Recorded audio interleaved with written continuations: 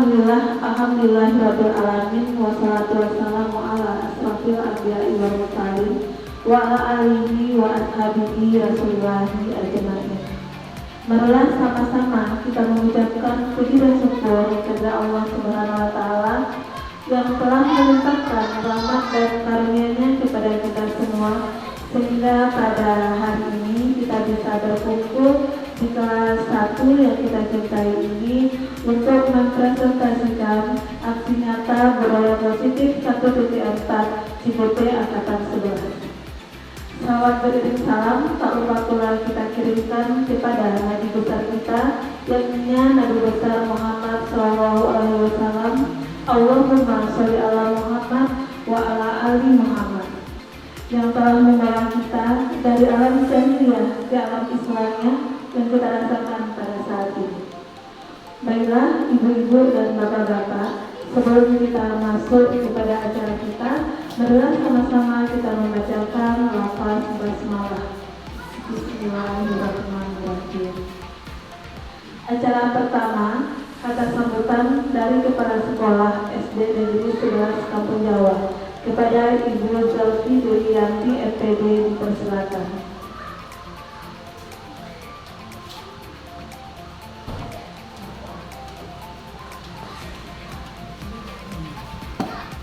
Bismillahirrahmanirrahim. Assalamualaikum warahmatullahi wabarakatuh. Waalaikumsalam warahmatullahi wabarakatuh. Alhamdulillah, puji dan syukur marilah sama-sama kita panjatkan kehadiran Allah Subhanahu wa taala karena hari ini kita dapat berkumpul di ruangan yang sangat sederhana ini dalam rangka penyampaian diseminasi calon guru penggerak angkatan 11 tentang budaya positif. Salawat dan salam tak lupa pula kita kirimkan ke Allah junjungan kita yang mulia Nabi Muhammad Sallallahu Alaihi Wasallam. Allahumma sholli ala Muhammad wa ala ali Muhammad. Yang sama-sama kita hormati Bapak dan Ibu Majelis Guru beserta karyawan, pada hari ini marilah kita memberikan atau meluangkan waktu untuk calon guru penggerak kita Ibu Isawati Diandi yang akan menyampaikan aksi nyata modul 1/4-nya tentang budaya positif. Mudah-mudahan apa yang beliau paparkan nanti dapat menambah ilmu dan pengetahuan kita serta meningkatkan kompetensi kita dalam mendidik anak-anak kita dalam kurikulum Merdeka Belajar.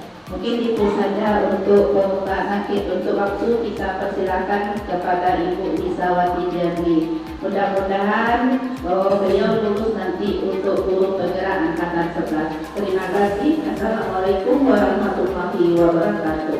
Waalaikumsalam warahmatullahi wabarakatuh. Assalamualaikum warahmatullahi wabarakatuh. Waalaikumsalam warahmatullahi wabarakatuh. Selamat siang Bapak dan Ibu. Siang Bu. Terima kasih kembali kami ucapkan atas kesediaan waktu Bapak dan Ibu meluangkan waktu menyajikan diseminasi dari kami CPP Angkatan 11 tentang budaya positif.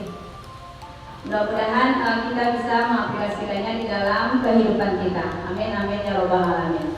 Oke, ini dalam program guru penggerak ini saya difasilitator ada dibersamai oleh Ibu Nerina Suryanti, kemudian pengajar praktek saya Adrita Gustila. Sebelum kita masuk ke materi, ada sedikit pertanyaan pemantik. Yang pertama, hukuman dapat mendisiplinkan anak. Setuju atau tidak setuju Bapak Ibu? Gimana Pak? Tidak setuju. Oke, lanjut. Pemberian hukuman dengan hal positif seperti membaca atau membersihkan halaman sekolah dapat meningkatkan disiplin anak. Setuju atau tidak Bapak Ibu? Setuju. Oke, lanjut. Ketiga, oke, Ibu tidak setuju. Nah, nanti kita bahas Bapak Ibu. Yang ketiga, memberi penghargaan dapat meningkatkan motivasi belajar anak. Oke, dari pertanyaan yang ketiga ini pasti di antara kita ada yang setuju, kemudian ada yang tidak setuju. Nah, kita bahas satu-satu dulu. Yang pertama, hukuman dapat mendisiplinkan anak. Yang namanya hukuman tersebut kadang ada plus atau minusnya, tergantung.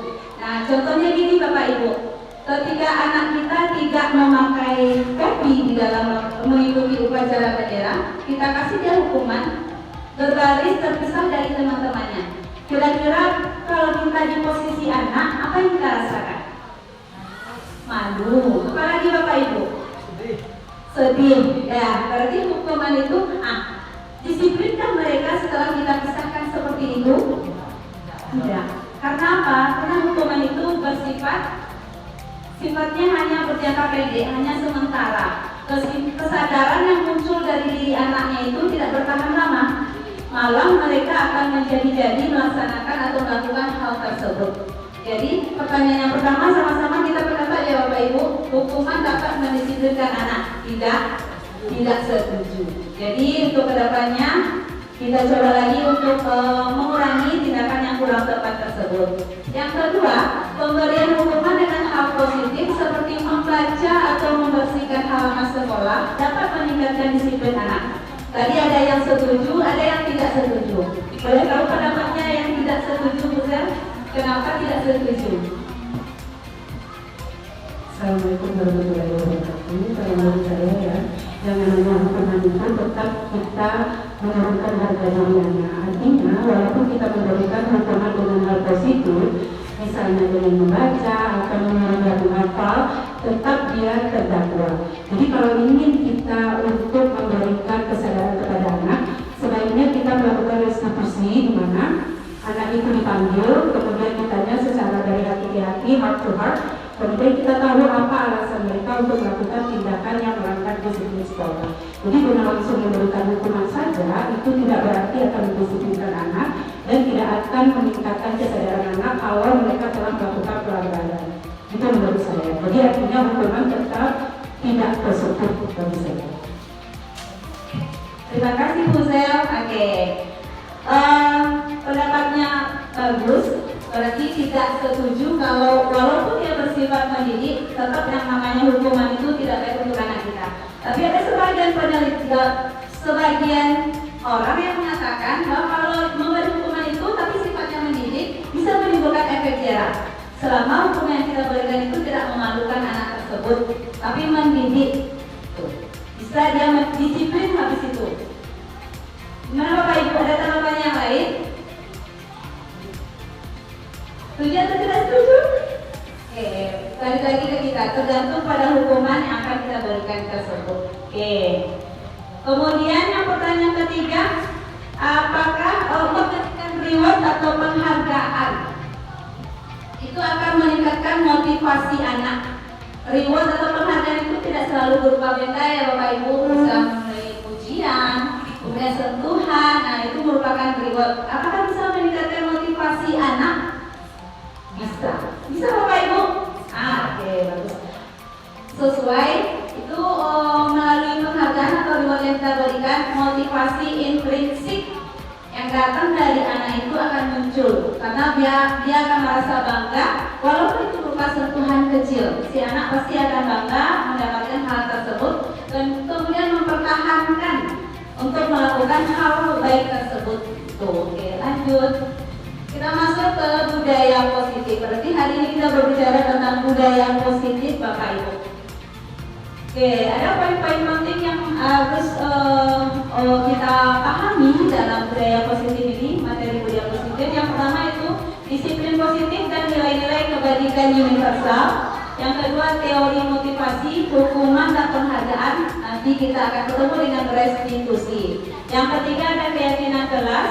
Keempat, kebutuhan dasar manusia dan dunia berkualitas. Yang kelima, restitusi. Ini kita berbicara nanti tentang 5 posisi kontrol. Yang keenam, restitusi. Kita membahas tentang segitiga restitusi. Ini yang akan kita bahas selama 1 jam ke depan. Oke.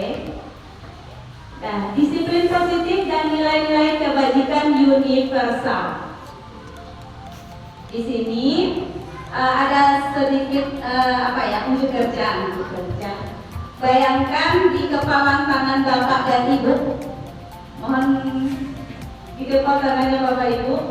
Oke, bayangkan sesuatu ini dalam kepala kita ini ada sesuatu yang paling berharga.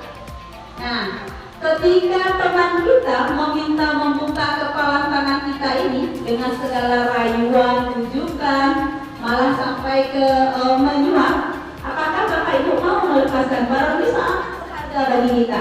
Apakah Bapak Ibu mau melepaskannya? Tidak, karena ini sangat berharga. Oke, ini nanti hubungannya dengan posisi kontrol, teori kontrolnya. Oke. Nah, masuk kita ke teori kontrol yang kita lakukan sebelum ini Bapak Ibu. Ilusi guru mengontrol murid. Yang kedua, ilusi bahwa semua penguatan positif efektif dan bermanfaat. Yang ketiga, ilusi bahwa kritik dan membuat orang merasa bersalah dapat menguatkan karakter. Yang keempat, ilusi bahwa orang dewasa memiliki hak untuk memaksa. Nanti balik lagi ke diri kita masing-masing. Oke. Nah, di sini ada perubahan paradigma stimulus respon dengan teori kontrol. Ini ada perbedaannya. Di stimulus respon realitanya kebutuhan kita itu dianggap sama. Namun di posisi kontrol, di teori kontrol itu sangat berbeda. Setiap kita ini memiliki kebutuhan yang berbeda. Benar Bapak Ibu? Yang kedua, semua orang melihat hal yang sama. Tapi di teori kontrol, setiap orang itu memiliki gambar yang berbeda. Walaupun rambut kita sama hitam Bapak Eko, tapi pasti yang kita pikirkan itu pasti berbeda. Yang ketiga, kita mencoba mengubah agar orang berpandangan sama dengan kita. Berarti tidak memaksakan. Nah, tapi kalau di teori kontrol, kita berusaha memahami pandangan orang lain tentang dunia. Lanjut, perilaku buruk dilihat sebagai suatu kesalahan. Padahal mereka melakukan sesuatu yang buruk itu pasti ada alasannya. Nah, kalau di teori kontrol, semua perilaku itu pasti memiliki tujuan. Lanjut, orang lain bisa mengontrol saya, tapi kalau di teori kontrol hanya Anda yang bisa mengontrol diri Anda. Yang membuka kepala tadi itu kita sendiri. Walaupun kita dapat rayuan, bujukan segala macam, yang namanya berharga, pasti akan kita jaga. Saya bisa mengontrol orang lain di stimulus respon. Di teori kontrolnya Anda tidak bisa mengontrol orang lain, walaupun dengan paksaan segala macam. Kemudian pemaksaan ada pada saat bujukan gagal. Kalau di kontrolnya kolaborasi dan konsensus menciptakan pilihan-pilihan baru. Model berpikir memang menang atau kalah di sini di apa tadi nah? Oke, di stimulus respon. Kalau di teori kontrolnya model berpikir menang-menang. Pokoknya positif saja yang ada di dalam pikiran. Jangan ada kata-kata minus atau kurang, saya tidak bisa segala macam, jangan. Itu yang dipelajari di teori kontrol. Oke, tadi kita sudah berbicara mengenai budaya positif. Di budaya positif itu ada makna disiplin. Disiplin ini sangat erat kaitannya dengan pekerjaan kita. Bagaimana kita mendisiplinkan anak di dalam suatu sekolah. Dalam budaya kita, makna kata disiplin dimaknai menjadi sesuatu yang dilakukan seseorang pada orang lain untuk mendapatkan kepatuhan. Kita cenderung menghubungkan kata disiplin dengan ketidaknyamanan. Paham maksudnya Bapak Ibu? Berarti kita mendisiplinkan itu dengan paksaan. Berarti seorang itu tidak merasa nyaman melakukannya. Ki Hajar Dewantara menyatakan bahwa untuk mencapai kemerdekaan atau dalam konteks pendidikan kita saat ini, untuk menciptakan murid yang merdeka, syarat utamanya adalah harus ada disiplin yang kuat. Disiplin yang dimaksud adalah disiplin diri yang memiliki motivasi internal. Jika kita tidak memiliki motivasi internal, maka kita memerlukan pihak lain untuk mendisiplinkan kita atau motivasi eksternal. Karena berasal dari luar, bukan dari dalam diri kita sendiri. Nah, yang baiknya motivasi itu memang muncul dari dalam diri kita. Itu yang paling bagus untuk mengontrol diri kita sendiri. Disiplin berasal dari kata disiplin yang artinya belajar. Disiplin mengacu pada disiplin diri yang memiliki tanggung jawab terhadap apa yang dilakukannya berdasarkan nilai-nilai yang diyakini. Kemudian disiplin positif merupakan salah satu cara penerapan disiplin yang bertujuan untuk menumbuhkan kesadaran serta memberdayakan peserta didik tanpa imbalan penghargaan atau reward. Kembali lagi ke pertanyaan kita pemantik yang tadi. Sebagai pendidik didik, tujuan kita adalah menciptakan peserta didik yang memiliki disiplin diri, sehingga mereka berperilaku mengacu kepada nilai-nilai kebajikan universal dan memiliki motivasi intrinsik dalam perubahan perilaku ke arah yang lebih efektif. Oke. Merdeka menurut Ki Hajar Dewantara. Merdeka itu artinya tidak hanya terlepas dari perintah, akan tetapi juga cakap membuat memerintahkan diri sendiri. Itu menurut Ki Hajar Dewantara. Tadi menurut Ki Hadi yang disiplin. Sekarang kita masuk ke seorang tokoh, Gianni Bosan, dalam bukunya Restructuring School Discipline 2001 menyatakan bahwa arti dari kata disiplin berasal dari bahasa Latin yang artinya belajar. Kata disiplin juga berasal dari akar kata yang sama dengan disiplin atau murid atau pengikut. Untuk menjadi seorang murid atau pengikut, seseorang harus paham betul alasan mengapa mereka mengikuti suatu aliran atau ajaran tertentu. Sehingga motivasi yang terbangun adalah motivasi intrinsik bukan ekstrinsik. Kalau ekstrinsik itu berarti bisa muncul, bisa hilang, bisa muncul, bisa hilang. Tapi kalau dia dari intrinsik, dari dalam dirinya akan bertahan lama. Oke, kalau disiplin menurut Ki Hadi tadi maupun Diana Gosen tadi, di mana kedua pakar pendidikan mengartikan disiplin sebagai bentuk kontrol diri. Nah, di dalamnya nanti ada makna disiplin diri, kemudian ada motivasi intrinsik, yaitu belajar untuk kontrol diri agar dapat mencapai suatu tujuan mulia. Disiplin positif adalah pendekatan untuk menuntun kodrat anak agar berdaya dalam mengontrol diri dan menguasai diri untuk memilih tindakan yang mengacu kepada nilai-nilai kebajikan. Disiplin positif menjadi komponen utama dalam mewujudkan budaya positif. Nah, ini hubungannya nanti Bapak Ibu. Disiplin, kalau anaknya sudah disiplin, insya Allah budaya positif itu akan terwujud dalam suatu sekolah. Apalagi kurikulum kita sekarang, kurikulum Merdeka, yang di dalamnya itu ada yang namanya profil pelajar Pancasila. Nah, di dalam itu terdapat nilai-nilai Pancasila yang merupakan nilai-nilai kebajikan yang erat nanti hubungannya dengan budaya positif ini. Nah, ini nilai-nilai kebajikan universal, yaitu nilai-nilai kebajikan adalah sifat-sifat positif manusia yang merupakan tujuan mulia yang ingin dicapai setiap individu. Nilai-nilai tersebut bersifat universal dan lintas bahasa, suku bangsa, agama maupun latar belakang. Ini dia yang nilai-nilai kebajikan yang nanti implementasinya sampai ke profil pelajar Pancasila. Setiap perilaku atau perbuatan memiliki satu tujuan. Itu menurut Dr. William Glasser. Dengan mengaitkan nilai-nilai kebajikan yang diyakini seorang, maka motivasi intrinsiknya akan terbangun, sehingga menggerakkan motivasi dari dalam untuk dapat mencapai tujuan mulia yang diinginkan. Nah, balik lagi ini materinya tentang motivasi intrinsik. Nah, di sini contoh nilai kebajikan pada sebuah institusi atau organisasi. Nah, kalau di SD misalnya karena kita pakai bunga, berarti kita memakai nilai kebajikan yang ada di dalam profil pelajar Pancasila, yaitu beriman dan bertakwa, berakhlak mulia, berkebinekaan global, gotong royong, mandiri, kreatif, dan bernalar kritis. Ini contoh-contoh nilai kebajikannya.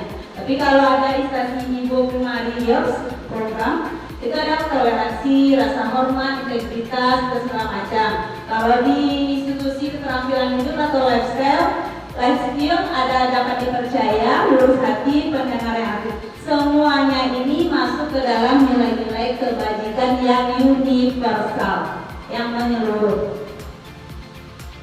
Nah, kemudian kalau sesuai dengan standar pendidikan nasional, dalam rangka menciptakan lingkungan yang positif, maka setiap warga sekolah dan pemangku kepentingan perlu saling mendukung, menghayati dan menerapkan nilai-nilai kebajikan yang telah kita sepakati bersama. Untuk dapat menerapkan tujuan mulia tersebut, maka seorang pemimpin pembelajaran perlu berjiwa kepemimpinan sehingga dapat mengembangkan sekolah dengan baik agar terwujud suatu budaya sekolah yang positif sesuai dengan standar kompetensi pengelolaan yang telah ditetapkan. Tujuan mulia dari penerapan disiplin positif adalah agar terbentuknya murid-murid yang berkarakter, berdisiplin, santun, jujur, peduli, bertanggung jawab, dan merupakan pembelajar sepanjang hayat sesuai dengan standar kompetensi lulusan yang diharapkan. Ini yang ada di dalam standar pendidikan nasional. Masih berbicara mengenai nilai-nilai kebajikan berkarakter berdisiplin, arahnya ke profil pelajar Pancasila. Ya, masuk kita ke materi yang kedua. Seperti yang pertama tadi tentang teori kontrol, yang kedua tentang teori motivasi, hukuman, penghargaan atau restitusi. Teori motivasi perilaku manusia menurut Ian Boston yaitu untuk menghindari ketidaknyamanan atau hukuman apa yang akan terjadi apabila saya tidak melakukannya. Kemudian untuk mendapatkan imbalan dari orang lain atau institusi, apa yang akan saya dapatkan apabila saya melakukannya. Kedua makna ini masuk ke motivasi eksternal, artinya dari dalam diri kita sendiri. Nah, sementara kalau motivasi internal, untuk menghargai diri sendiri, saya akan menjadi orang seperti apa bila saya melakukannya. Kalau ini muncul dari diri kita sendiri, motivasi internal. Kemudian teori motivasi perilaku manusia. Dalam menjalankan peraturan atau keyakinan kelas atau sekolah, bila mana ada suatu pelanggaran, tentunya suatu harus terjadi. Untuk itu kita perlu meninjau ulang tindakan penegakan peraturan atau keyakinan kelas atau sekolah kita selama ini. Tindakan terhadap suatu pelanggaran pada umumnya hukuman atau konsekuensi. Nah, sekarang kita bicara mengenai identitas gagal dan identitas sukses. Di mana kalau di identitas gagal ini dia berupa hukuman, tapi kalau di identitas sukses kita harus menegakkan yang namanya disiplin. Dan kita lihat perbedaannya, kalau di hukuman sesuatu yang menyakitkan harus terjadi, sementara konsekuensi sesuatu itu harus terjadi. Kemudian kalau di restitusi ini merupakan pilihan. Ini akan kita pakai nanti untuk penyelesaian masalah pada peserta didik kita. Yang kedua, tidak nyaman untuk murid anak untuk jangka waktu panjang. Kalau yang hukuman, mereka akan menyimpan dendam atau kesan yang buruk pada dirinya maupun orang yang memberikan hukuman tersebut.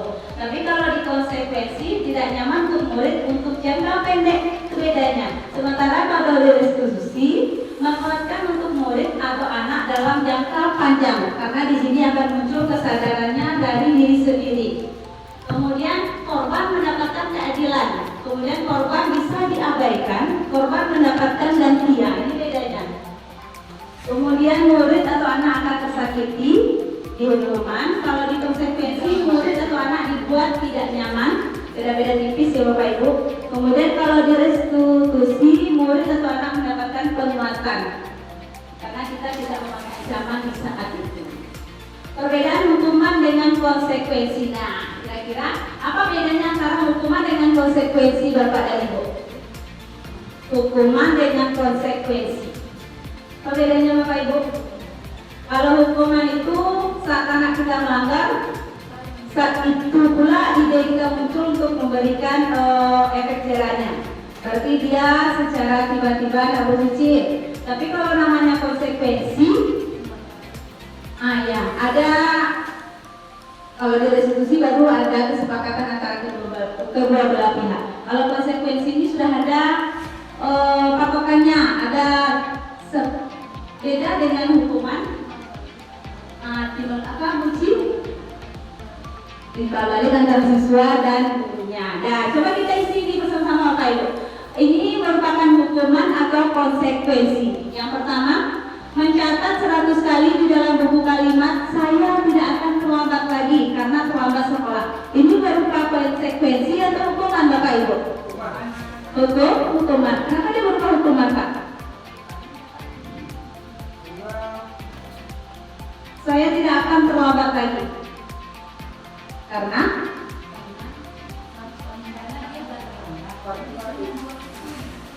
apa disuruh mencatat itu karena dia apa saat itu diberikan bentuk hukumannya gitu. Lari mengelilingi lapangan basket 2 kali karena terlambat hadir di sekolah. Ini masuk apa? Hukuman atau konsekuensi? Lari mengelilingi lapangan basket 2 kali karena terlambat hadir di sekolah. Ini apa? Hukuman atau konsekuensi? hukuman. Oke, ada dua pilihan nanti. Kita simpan dulu ya. Berarti yang nomor 2 kita tidak satu pendapat. Murid diminta untuk push up 15 kali karena tidak menggunakan masker di sekolah. Hukuman atau konsekuensi? Hukuman. Menggantikan kertas tugas teman yang mau dicoret-coret? Konsekuensi karena ada yang harus digantinya. Kemudian memberikan tumpahan air di meja tulis karena tersenggol pada saat belajar. Konsekuensi atau hukuman? Konsekuensi. Nah, nampak bedanya itu nama Pak Ibu. Kemudian murid disuruh untuk mengenakan sepatu seharian di sekolah karena tidak mengenakan sepatu hitam. Konsekuensi atau hukuman? Hukuman. Oke, kita lihat jawabannya. Oke, ini dia. Kalau yang mencatat 1.100 kali tadi itu berupa hukuman karena dia terjadi secara pada saat itu saja. Tapi kalau lari mengelilingi lapang basket 2 kali karena terlambat dari sekolah itu juga merupakan nyulah kalambe konang. Lah, nyebalan berarti ada sesuatu di dalam dirinya yang akan muncul. Nah, itu namanya hukuman. Kemudian murid diminta untuk push up 15 kali karena tidak menggunakan masker ke sekolah. Itu berupa hukuman karena ini tidak mendidik. Kalau di olahraga mendidik nggak Pak push up biar tubuhnya sehat Pak? Iya Pak. Berarti bagus atau enggak nih Pak? Bagus Pak. Suruh saya Bapak. Lanjut lagi menggantikan kertas teman yang telah dicoret-coret. Ini karena skalanya sendiri. Nah ini masuk ke konsekuensi. Kemudian membersihkan tumpahan air di meja tulis juga konsekuensi. Murid disuruh untuk tidak mengenakan sepatu sehari di sekolah karena tidak mengenakan sepatu hitam itu hukuman. Lari mengelilingi lapang basket 2 kali karena selama 10 menit untuk belajar terbur itu konsekuensi. Berarti udah kelihatan beda antara hukuman dengan konsekuensi Bapak Ibu? Sudah? Beda tadi berisi? Kalau hukuman terjadi spontan saja. Kalau konsekuensi sudah ada dibicarakan sebelumnya dengan kesepakatan antara kedua belah pihak. Oke, ini ya teori motivasi perilaku manusia. Hukuman bersifat tidak terencana atau tiba-tiba. Anak atau murid tidak tahu apa yang akan terjadi dan tidak dilibatkan. Hukuman bersifat satu arah dari pihak guru yang memberikan dan murid hanya menerima suatu hukuman tanpa melalui suatu kesepakatan atau pengarahan dari pihak guru baik sebelum atau sesudahnya. Hukuman yang diberikan bisa berupa fisik maupun psikis. Murid atau anak disakiti suatu perbuatan atau kata-kata. Bayangkan dia lari tadi beberapa keliling itu, ini akan membuat mungkin sakit atau kakinya lecet. Nah itu yang masuk ke hukuman. Sementara disiplin dalam bentuk konsekuensi sudah terencana atau sudah disepakati, sudah dibahas dan disetujui oleh murid atau guru. Ini tadi bedanya antara hukuman dengan konsekuensi. Kalau hukuman tadi itu sesuatu yang menyakitkan harus terjadi dan sudah terlambat, kemudian disuruh lagi untuk mencatat kalimat 100 buah kalimat. Kemudian membuat anak sakit fisik maupun hati. Nah itu dia yang hukuman. Anak membenci kedisiplinan, dia tidak akan mudah lagi diatur atau diberi pemahaman. Kemudian berupa paksaan, anak menyakiti diri sendiri, konsep diri yang buruk, anak belajar untuk menyembunyikan kesalahan. Ini yang hukuman tadi. Kemudian kalau konsekuensi itu sesuatu harus terjadi, membuat anak merasa tidak nyaman dalam jangka waktu pendek hanya pada saat itu saja, karena dia tidak tersakiti. Beda dengan hukuman yang tadi. Kemudian anak akan menghargai disiplin, stimulus atau ada tanggapannya, mendorong anak agar mudah menyesuaikan diri, konsep diri yang baik, anak belajar untuk mematuhi peraturan, kemudian kehilangan hak atau dibuat tidak nyaman, diasingkan untuk sementara, berarti sifatnya hanya sementara. Itu beda konsekuensi dengan hukuman. Kemudian agar dihukum oleh pelanggaran, bahwa penghargaan berlaku sama dengan hukuman, dalam arti meminta atau memujuk seseorang melakukan suatu tujuan tertentu dari orang yang meminta atau menuju. Dorongannya eksternal dan akan ada faktor ketergantungan. Beberapa dampak dari pemberian penghargaan ini seperti kita pemberian hadiah pada saat semester itu sebenarnya kurang tepat Bapak Ibu. Walaupun tujuan kita untuk memberikan motivasi, untuk memberikan reward kepada anak kita, tapi itu tidak tepat. Ini alasannya. Pertama itu pengaruh jangka pendek dan jangka panjang. Si anak ini akan terus mengharapkan imbalan itu, berarti tidak muncul motivasi intrinsik dari dalamnya, karena dia hanya mengharapkan sesuatu. Kemudian penghargaannya tidak efektif, tidak ada guna baginya untuk memupuk rasa percaya dirinya. Kah itu motivasinya? Kah itu? Kemudian pernahkah merusak hubungan? Kadang si A lihat tadi di awal, tiba si B lalu tolong lagi. Nah di sini akan muncul rusak hubungan antara si A dengan si B tadi. Kemudian pandangannya ke kita pun akan berbeda-beda. Penghargaan mengurangi ketepatan, penghargaan menurunkan kualitas. Kadang dia harus satu pensiun dia bunga lain mesinnya bagian. Kemudian menghukum, penghargaan mengurangi motivasi intrinsik karena dia ada iming-iming dari luar. Jadi motivasi intrinsiknya itu akan berkurang. Itu yang penghargaan dapat motivasi yang tadi. Oke, lanjut Pak. Contoh pengakuan kebajikan. Nih, misalnya kemarin saya perhatikan, nah, berarti ada hal-hal baik yang terjadi, kita perhatikan, rasa empatimu besar sekali dari kelakuan anak itu, berarti muncul di benak, oh ini empatinya besar sekali. Misalnya pada situasi menolong murid baru di kelas kita, ini contohnya. Kemudian saya menghargai, misalnya ada anak yang peduli atau menolong temannya atau membersihkan segala macam. Ini pada saat kamu membantu teman-temanmu di tugas kelompok, bisa kita lihat itu perilaku anak kita. Kemudian terima kasih untuk rasa tanggung jawabmu, misalnya mengerjakan piket dengan baik, atau pada saat kamu memungut kertas-kertas yang berserakan di lantai. Bentuk program kebajikan dalam memberikan apresiasi atau pengakuan perlu diingat beberapa hal. Beri pengakuan secara khusus, maksudnya jangan di depan umum, karena nanti akan muncul rasa iri di antara anak-anak kita. Kemudian beri pengakuan secara pribadi, beri pengakuan kepada semua murid secara bergantian, jangan ada diskriminasi kita ke anak.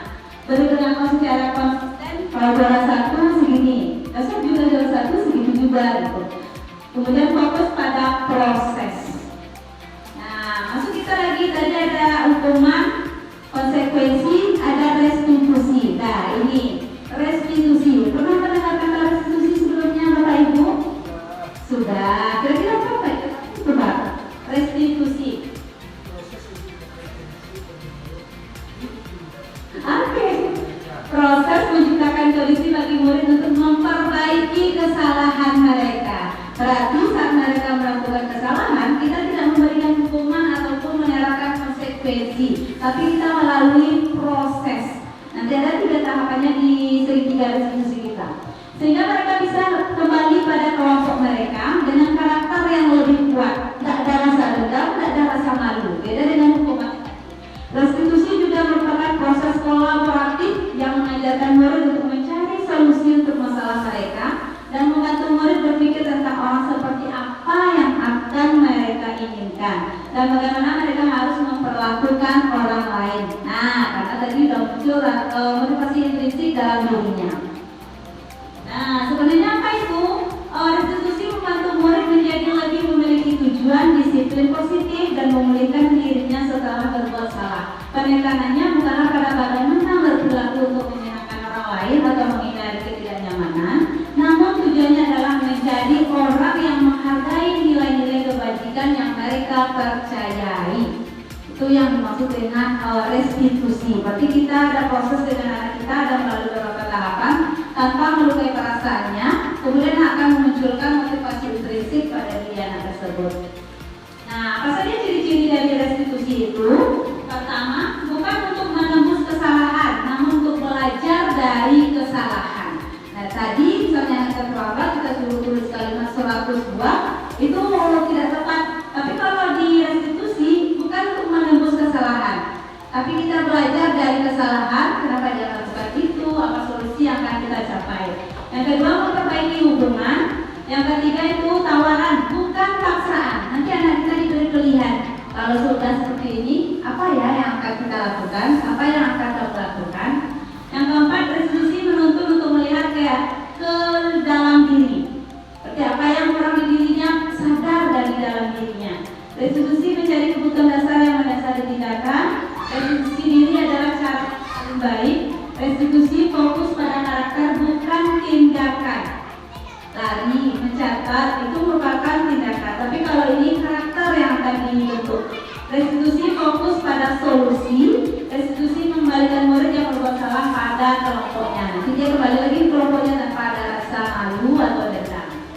Nah, di sini ada sebuah video restitusi yang penerapan segitiga restitusi yang pernah saya lakukan.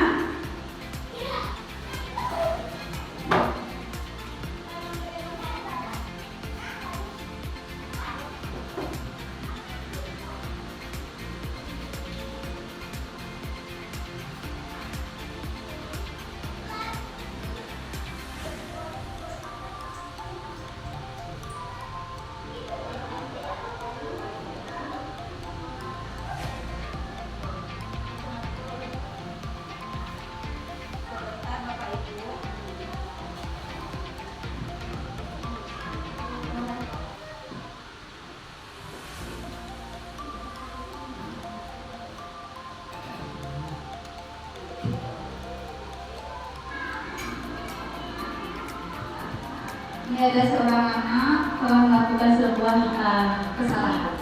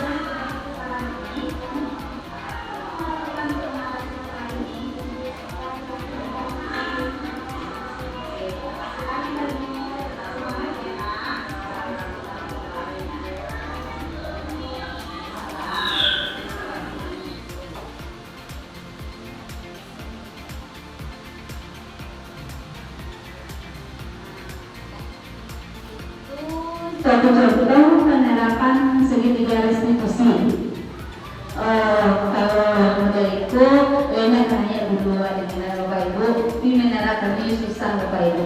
Kadang melihat tingkah anak yang unik, luar biasa loh pada berdua itu. Mudah-mudahan kita bisa menerapkan segitiga restitusi ini. Oke, lanjut Pak Ibu. Kita masuk ke keyakinan kelas. Keyakinan kelas ini beda dengan peraturan kelas. Mengapa tidak peraturan kelas saja? Mengapa harus keyakinan kelas? Apa bedanya Bapak Ibu? Kalau peraturan itu yang membuatnya siapa Bapak Ibu? Guru saja, tapi dari satu pihak saja. Beda dengan keyakinan kelas itu keluar menampung ide-ide dari anak-anak kita. Nanti kita diskusikan mana yang akan kita jadikan keyakinan kelas. Oke, lanjut. Nah, keyakinan kelas nilai-nilai keselamatan atau kesehatan dinilai yang kita sebut dengan sebagai keyakinan, yaitu nilai-nilai kebajikan universal yang disepakati secara tersirat maupun tersurat, lepas dari latar belakang suku,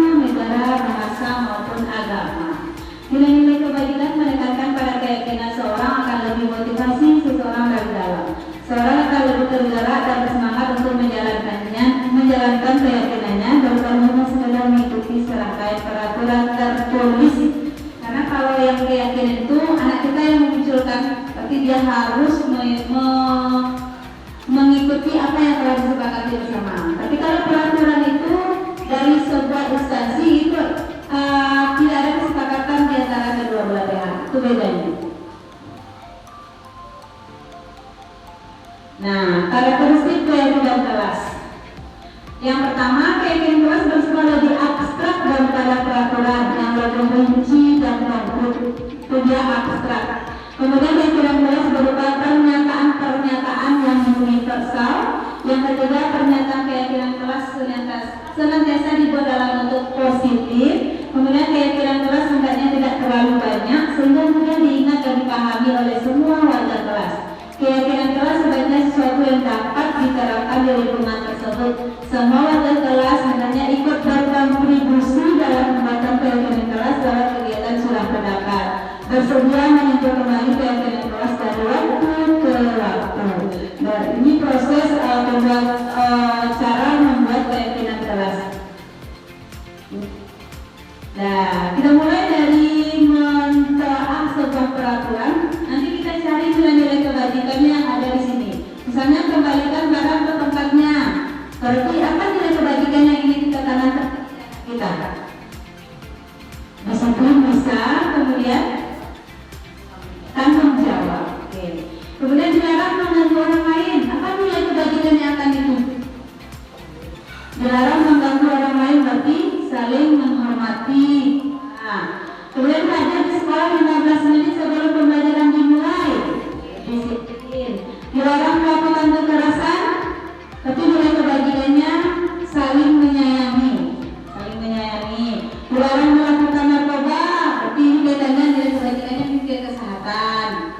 Bergantian atau menunggu giliran, tapi budaya antri. Dilarang merokok, nilai kebajikan bisa kesehatan. Gunakan masker juga. Oke, seperti itu Pak. Nah, ini dia. Nah, begitu juga dengan kita membuat klasifikasi berdasarkan bentuk peraturan. Nanti kita identifikasi apa nilai kebajikan yang ada. Oke, lanjut Pak.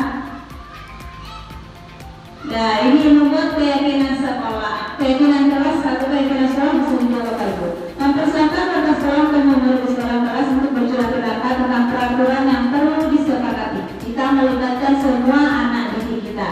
Kemudian mencatat semua masukan para murid atau warga sekolah di Bapak tulis. Oke, kita cobakan yang keyakinan kelas ini sebentar ya.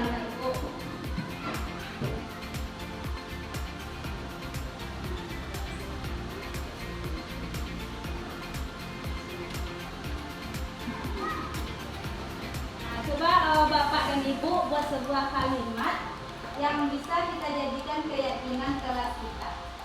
Ya Ibu. Siap Bu. Pak, ada pena Bu. Pak, ada pena Bu. Ada pena. Tidak Bu. Nanti kawan-kawan Bu. Siapa yang sudah siap Bapak Ibu? Sudah Bu. Itu ada pertanyaan. Oke, siapa yang sudah selesai? Nah, seperti ini juga yang nanti kita lakukan ke anak-anak kita langsung curah pendapat. Oke, Ibu Linda silahkan. Boleh di sini saja, Bu. Di sini saja boleh. Oke. Apa itu Bu Linda? Saling menghormati. Saling menghormati ya. Pak Eko, silahkan. Oke, Bu Desi sudah gitu, boleh ditempel. Bu Tiara. Oke.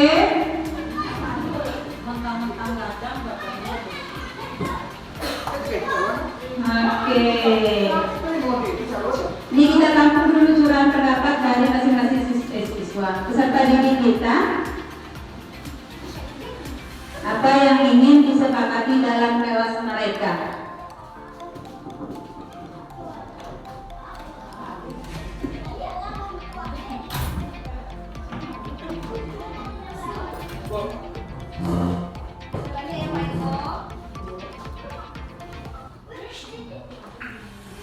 Oke, sudah semuanya Bapak Ibu?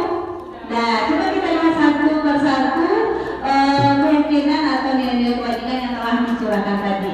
Pertama, nah setelah ini kita tampung, nanti kita rubah dia ke bentuk kalimat positif ini.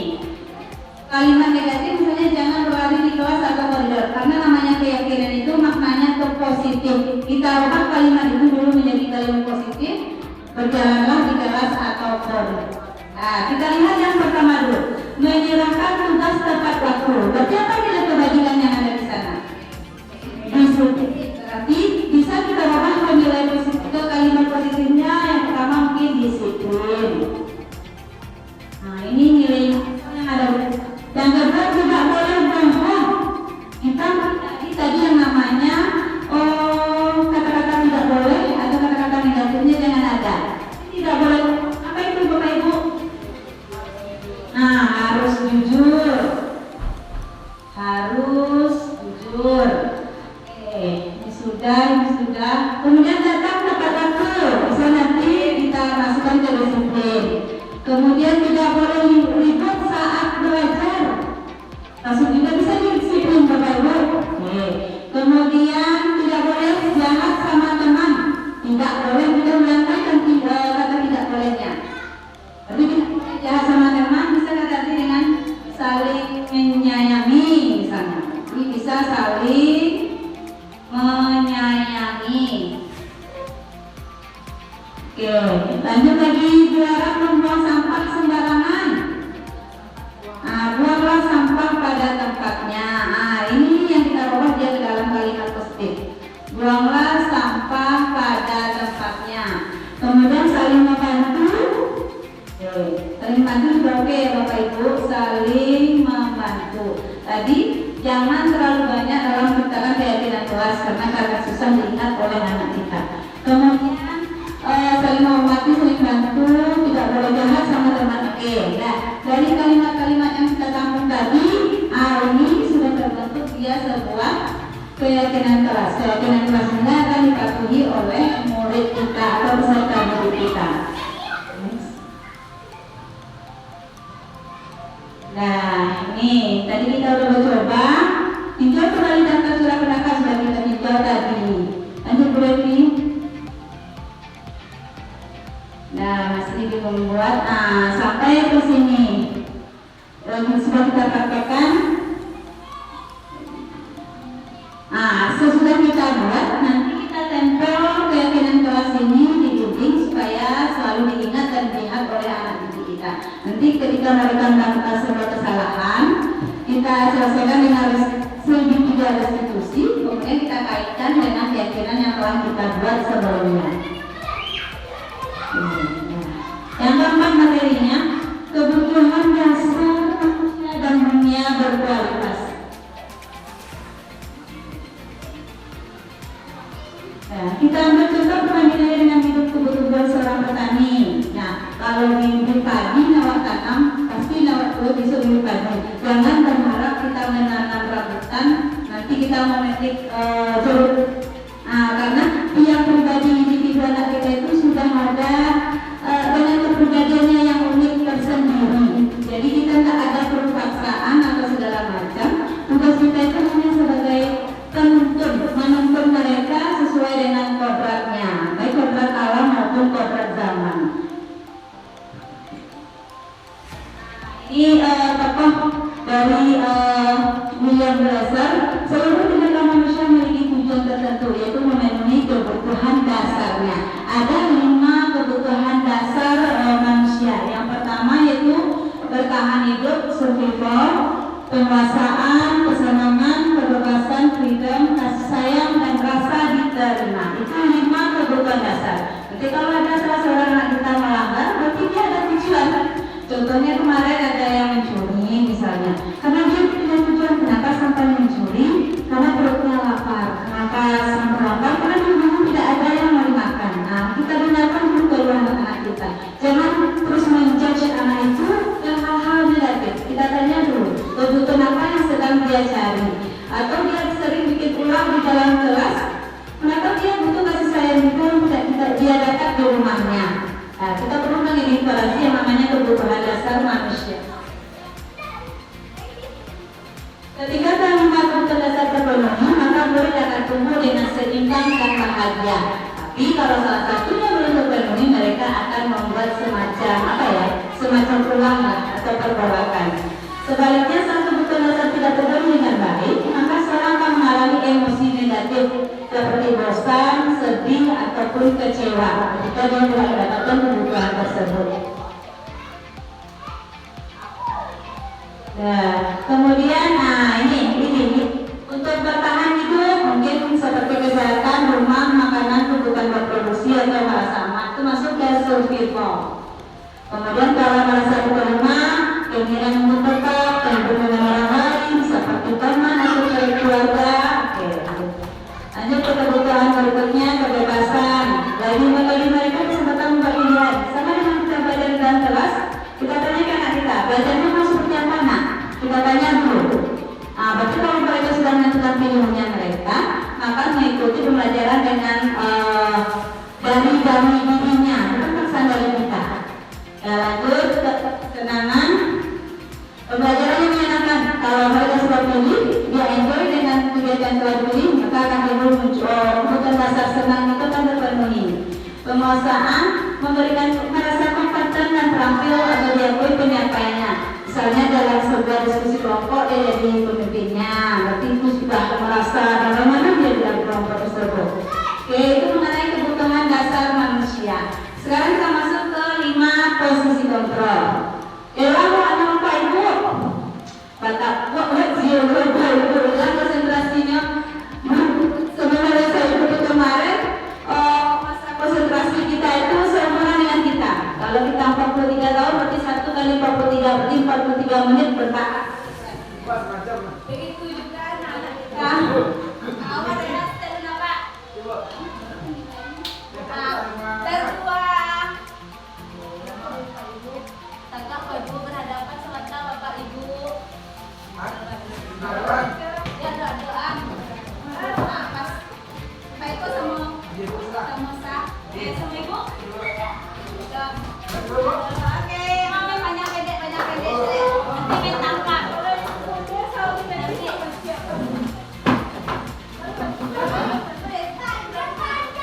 Ini langsung ini tangannya dulu Pak Ibu. Kalau satu dulu ya, dia coba warna. Oke, pendek kenapa pendek lagi, pendek, panjang, pendek, tangkap. Ini dapat masuk panjang,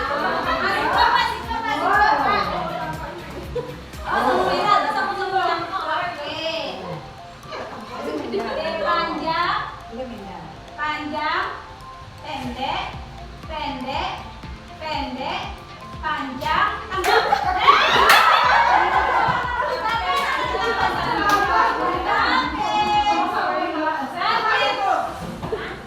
kasih Bapak Ibu.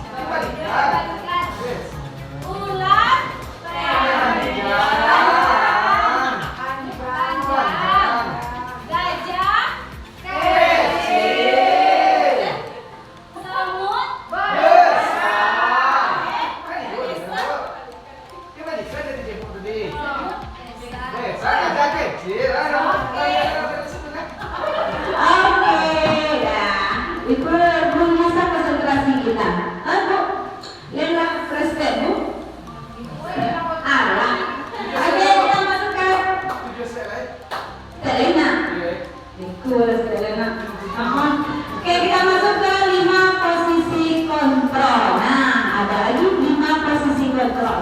Kita sebagai guru ini kadang memposisikan kita di tempat yang kurang tepat. Biasanya itu ada kita sebagai penghukum, pembuat rasa bersalah, sebagai teman, pemantau, atau manajer. Kelimanya ini punya plus minusnya. Tapi yang paling tepat kira-kira di posisi mana kita Bapak Ibu? Manajer. Kenapa Oke, nah karena kita melibatkan berdiskusi dengan anak, tapi kalau kita sebagai pemuda misalnya mengancam, memberikan tindakan fisik itu kita berposisi sebagai penghukum. Ini tidak baik karena anak akan menaruh dendam ke kita. Iya Bapak Ibu, sadarnya katiku itu sih Bapak Ibu, saya juga mau lihat. Kok lama gitu bisa namanya sudah tuh. Berarti dirinya sudah terpatri. Saya ini orang tidak baik, nah begitu. Kemudian merasa bersalah berarti juga berceramah mengatakan seharusnya ibu kecewa, yang mudah dikucil emak, kami bilang ibu berbuka doa. Itu si anak akan merasa bersalah deh, gara-gara waktu ibu kami bilang. Kemudian kalau teman ini membuatkan alasan-alasan untuk muridnya, berarti selalu menolong. Berarti terlalu friendly lah kita sama anak, itu juga ada minusnya. Kemudian pemantau menghitung dan bukan hanya memantau, menginput dari data-data saja. Nah itu tidak ada komunikasi dengan si anak. Kemudian kalau manajer di sini kita ada diskusi, ada curah pendapat dengan anak kita. Berarti posisi yang paling nyaman itu di manajer. Misalkan berada di posisi manajer tersebut. Nah, ini kalau dia penghukum, seorang penghukum bisa menggunakan fisik maupun verbal. Ini akan memberikan keras yang mendalam hati anak kita. Kok iya kurang rasanya adalah sini Bapak Ibu. Tapi kalau dia sekali-sekali melakukan kesalahan, sampai hukuman yang luar biasa. Mandalam dan ada nawas. Nah, itu yang penghukum. Kemudian yang Oke, nah berarti dari 5 posisi kontrol ini kita sebaiknya berada di posisi manajer. Oke, kita masuk ke segitiga restitusi. Tadi sudah saya lihatkan videonya. Dalam menerapkan sebuah segitiga restitusi itu ada 3 langkahnya. Yang pertama, validasi tindakan yang salah. Kita tanya dulu, kita kembalikan dulu jati dirinya. Kemudian menstabilkan pertama menstabilkan identitas. Yang kedua, validasi tindakan salah. Yang ketiga, menanyakan keyakinan. Ini proses yang kita gunakan saat menggunakan segitiga restitusi. Contohnya, kalau yang menstabilkan identitas, kita panggil anak kita tadi, kemudian mengatakan ke si anak, setiap orang pasti pernah melakukan kesalahan. Tidak langsung, tidak salahnya kita ngomong ke anak. Kemudian kamu membuat sesuatu yang pernah melakukan ini. Kita stabilkan dulu identitas anak kita. Kemudian lanjut dari langkah berikutnya, kamu tentu punya alasan mengapa melakukan tindakan itu. Ini masuk ke validasi tindakan yang salah. Kita face to face ke anak dari hati ke hatinya. Kemudian yang terakhir menanyakan keyakinan, menghubungkan pelanggaran yang dilakukannya dengan keyakinan jelas yang telah kita buat sebelumnya. Itu yang segitiga restitusi. Oke, nah ini sudah lanjut ya Pak. Sejauh ini lanjut Pak. Oke, nah jadi dari paparan saya kita dapat kesimpulan yang pertama, budaya positif merupakan perwujudan dari nilai-nilai atau keyakinan universal yang diterapkan di sekolah. Budaya positif di sekolah tidak dapat diciptakan secara instan. Dalam penerapan budaya positif di sekolah diperlukan tuntunan dan tauladan dari seorang guru. Kita sebagai teladan atau tuntunan bagi mereka. Kalau gurunya model kurang pasrah seperti ini, seandainya kita meniru. Karena kita masih bersifat meniru imitasi ya. Budaya positif ini akan memberikan rasa aman dan nyaman pada murid dalam proses pembelajaran. Budaya positif juga dapat mendorong murid untuk mampu berpikir, bertindak, dan menciptakan sebuah proses meningkatkan dirinya sebuah murid yang lebih tinggi. Oke, dari paparan saya tadi, apakah ada pertanyaan Bapak Ibu?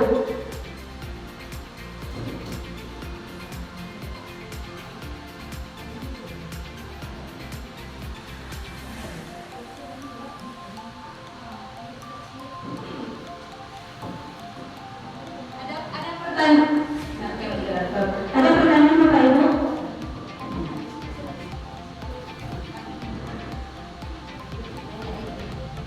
Pak Ibu ada pertanyaan Pak Ibu? Ya, tentang segitiga restitusi tadi. Tentang segitiga restitusi tadi.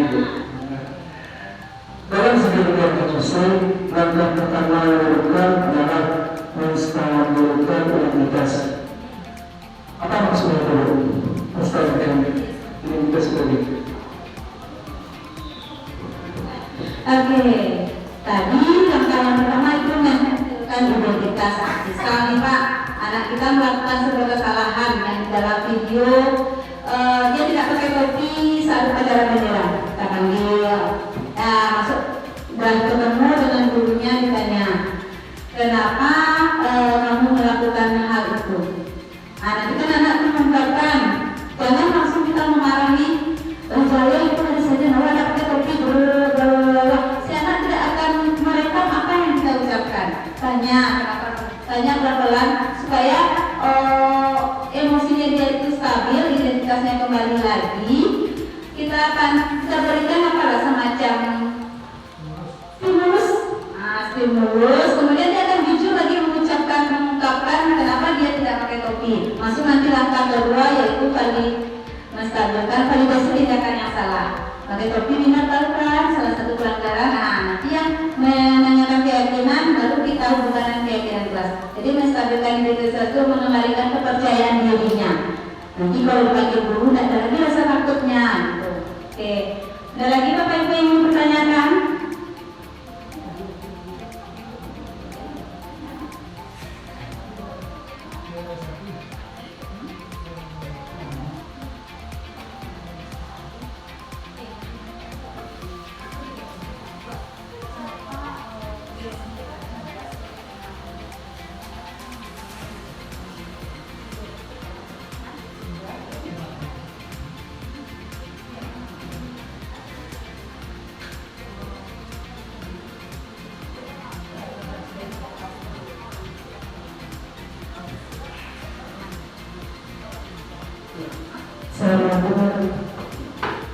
Assalamualaikum warahmatullahi wabarakatuh. Pada saya sesuatu yang telah dilakukan untuk mengajukan pertanyaan kepada calon guru bendera adalah 1/11. Pertanyaan saya singkat, tapi setelah mendengar tentang institusi, kemudian mengenai posisi kontrol, pertanyaannya adalah sebagai guru, saat ini kan kita juga berteman, kemudian juga kita harus menjaga hubungan kepada murid kita. Tapi ada posisi kontrolnya yaitu sebagai seorang teman. Pertanyaannya, kenapa posisi sebagai seorang teman, posisi kontrol kita sebagai guru sebagai seorang teman itu tidak tepat di sekolah? Padahal kita kan harus lebih friendly sama anak murid kita, sehingga anak murid kita itu dekat, itu bisa dia mencurahkan isi hatinya kepada kita. Terima kasih. Pertanyaan singkat saya ini. Silakan jawab ini. Terima kasih Bu Jel. Ada yang mau menjawab Bapak Ibu?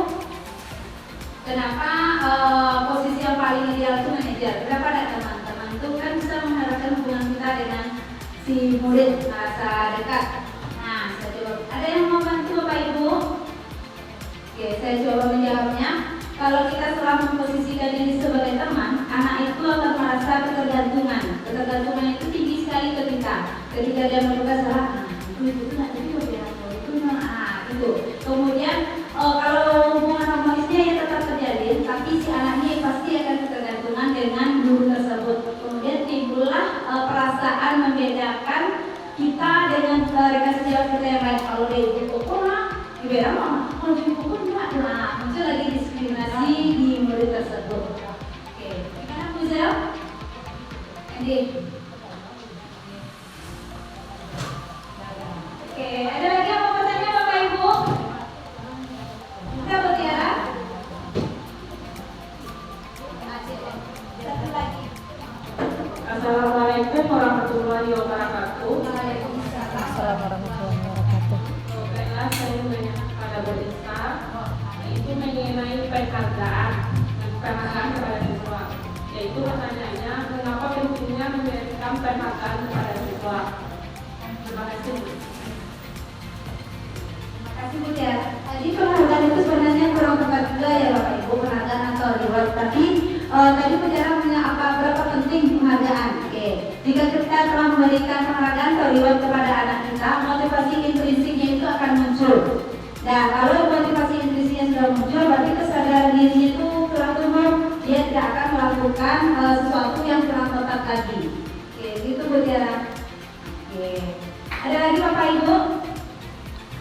Oke, pas. Oke, alhamdulillah. Kita cukupkan sampai